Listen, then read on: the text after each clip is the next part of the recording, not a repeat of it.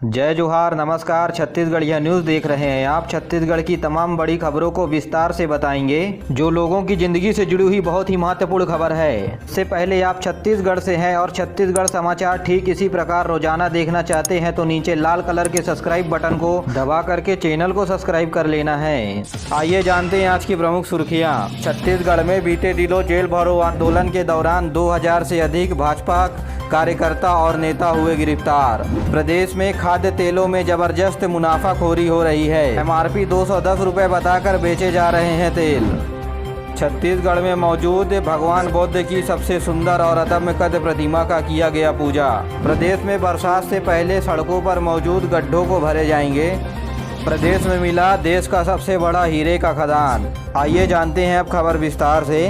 राज्य सरकार ने धरना संबंधी आदेश जारी किया है। प्रदेश में बूढ़ा तालाब स्थित धरना स्थल को नवा रायपुर में परिवर्तित किया जा रहा है। इसके विरोध में प्रदेश भर के भाजपा कार्यकर्ताओं ने बीते दिनों जेल में अपनी गिरफ्तारी देकर जेल भरो आंदोलन किया और इस विरोध को करने के लिए बृजमोहन अग्रवाल के कहने पर चारों ओर से भाजपा कार्यकर्ता इस आंदोलन में शामिल हुए। बृजमोहन अग्रवाल ने बताया कि राज्य में धरना प्रदर्शन करने के लिए राज्य सरकार से अनुमति लेने के विरोध में भाजपा कार्यकर्ताओं ने यह प्रदर्शन किया। इधर दुर्ग जिले में सांसद विजय बघेल के नेतृत्व में भाजपा कार्यकर्ताओं के द्वारा जेल भरो और आंदोलन किए गए। श्री विजय बघेल ने कहा कि वह राज्य सरकार के इस निर्देश का पुरजोर विरोध करेंगे। वहीं राजनांदगांव में भाजपा के राष्ट्रीय उपाध्यक्ष और पूर्व मुख्यमंत्री डॉक्टर रमन सिंह के नेतृत्व में राजनांदगांव में भाजपा के कार्यकर्ताओं ने धरना प्रदर्शन और जेल भरो आंदोलन किया। डॉक्टर रमन सिंह ने कहा कि राज्य सरकार के द्वारा हड़ताल पर रोक लगाने के विरोध में जेल भरो आंदोलन किया जा रहा है। वहीं प्रदेश के अन्य जिलों में भी भाजपा कार्यकर्ताओं ने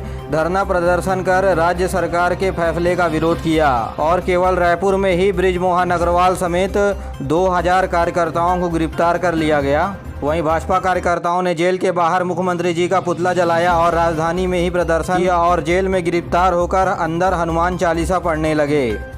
वहीं रायगढ़ में धक्का मुक्की के दौरान एक भाजपा महिला कार्यकर्ता बेहोश हो गई।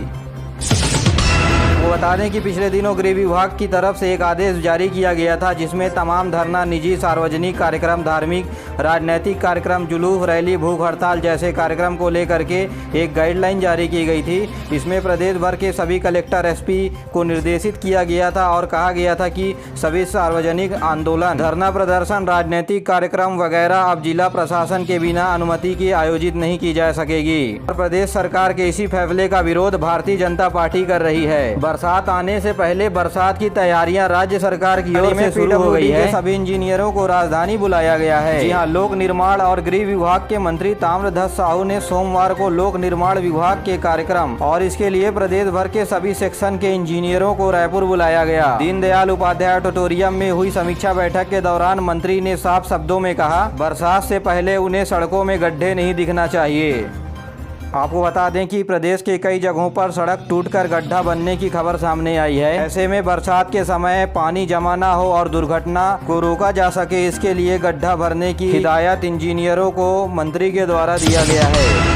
सुकमा जिले में कमर में तमंचा लटकाकर नाचे थानेदार, वीडियो हुआ वायरल। सुकमा के मेले में लगी थी थानेदार की ड्यूटी और उसी मेले में बगल वाली गाने के साथ लड़कियों के साथ लगाए ठुमके। जी हाँ, गौरतलब है कि सुकमा जिले के दोरलापार थाने क्षेत्र के सुरेश जांगड़े की कमर में तमंचा लटकाए लड़कियों के साथ नाचते हुए वीडियो वायरल हुआ। इलाके में मेले का आयोजन किया गया था, जहाँ थानेदार सुरक्षा ड्यूटी में तैनात थे। वहीं लड़कियों को नाचता देखा तो खुद को नहीं रोक पाए, स्टेज पर चढ़कर गाने में जमकर थिरकने लगे। हालांकि यह वीडियो 20 से 25 दिन पहले की बताई जा रही है। सवाल यह है कि रिवॉल्वर पर्सनल है या सरकारी थाने की है। तो वहीं ग्रामीण इस मामले के बाद थाना से थानेदार को हटाने की बात कह रहे हैं।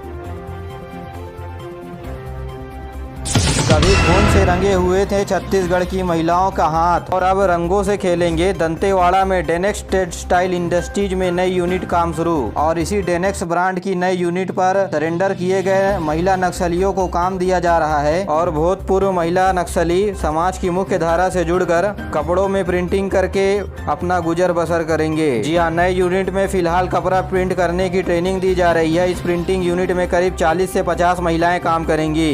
बस्तर की प्रिंट की गई कपड़ों को महानगरों में भेजा जाएगा। इसके लिए पूरी तरह से कार्य योजना भी बना ली गई है।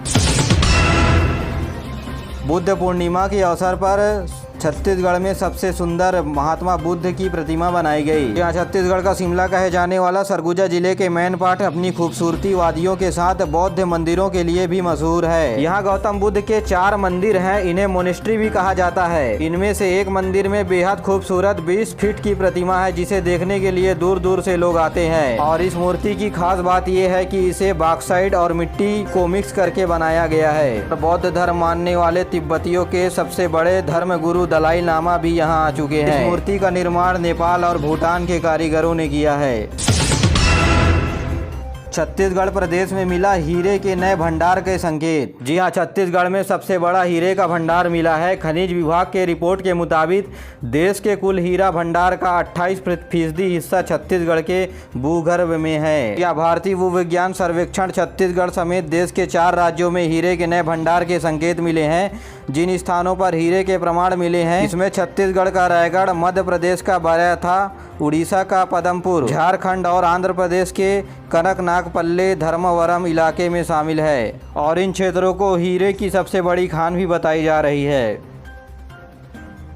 आपको बता दें कि छत्तीसगढ़ में भी सोना प्रचुर मात्रा में उपलब्ध है। 300 मीटर गहराई पर मिश्रित धातु से निकाला जाता है सोना। आपको बता दें कि भारतीय भूवैज्ञानिकों के मुताबिक 1 टन अयस्क में 0.96 ग्राम सोना मिलता है। छत्तीसगढ़ में हीरा मुख्य रूप से उदरना, तारापुर, जयमुरा, कोड़तरई, रंगैनी, गाली, देवासुरा, तिताली, तितला के आसपास इन क्षेत्रों पर सर्वे किया गया है, जहां हीरा प्रचुर मात्रा में पाई गई है। और इन सभी खानों को मिलाकर कुल 13 लाख कैरेट हीरा निकलने का अनुमान है।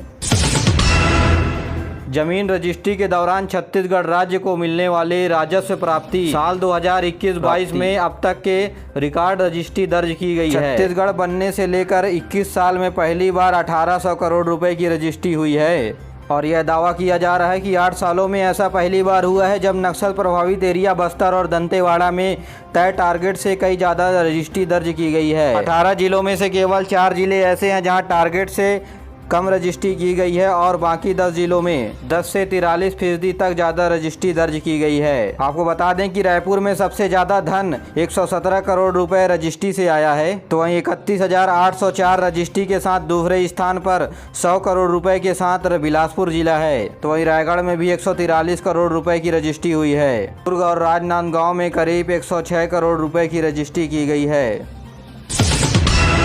छत्तीसगढ़ के न्यायधानी में तेल पर एमआरपी का खेल चल रहा है। मुनाफाखोरी ज़्यादा से ज़्यादा हो सके इसलिए 160 रुपए के पैकेट में 210 रुपए के प्रिंट लोग तेल खरीदने के लिए हुए मजबूर। आपको बता दें कि सोयाबीन के तेल में एमआरपी 210 रुपए है। थोक विक्रेता इसे 160 रुपए पैकेट में चिल्लर दुकानदार अपने ग्राहकों से इस पैकेट के लिए 170 से 180 रुपए तक वसूल रहे हैं। दरअसल कंपनियों से एमआरपी 50 रुपए ज़्यादा प्रिंट होकर आ रहा है, जिसका फायदा दुकानदार उठा रहे हैं। माना जा रहा है कि यह दुकानदार जानबूझकर कर रहा है ताकि दुकानदार मुनाफाखोरी कर सके। इस मामले में अधिकारी कोई कार्रवाई भी नहीं कर रहे। अगर हम तेल के दाम और प्रिंट रेट की बात करें तो सोयाबीन ऑयल 160 रुपए थोक रेट में मिल रहा है, तो वहीं चिल्लर 170 से 175 रुपए में बिक रही है। तो वहीं इसकी एमआरपी 210 रुपए है। साथ ही फॉर्च्यूनर प्लस 174 रुपए थोक रेट में बिक रहा है और चिल्लर में 180 से 185 रुपए और एमआरपी 195 रुपए है। और महाकोश 155 रुपए थोक रेट में बिकती है, तो वहीं चिल्लर 165 से 170 रुपए बिक रही मार्केट में। तो वहीं इसकी एमआरपी की बात करें तो 183 रुपए है। वो बता दें कि एमआरपी से ज्यादा कीमतों पर सामान पूरे देश में कहीं पर नहीं बेचा जाता। यदि एमआरपी से ज्यादा रेट पर बेचा जा रहा है तो दुकानदार के ऊपर सख्त कार्रवाई होती है।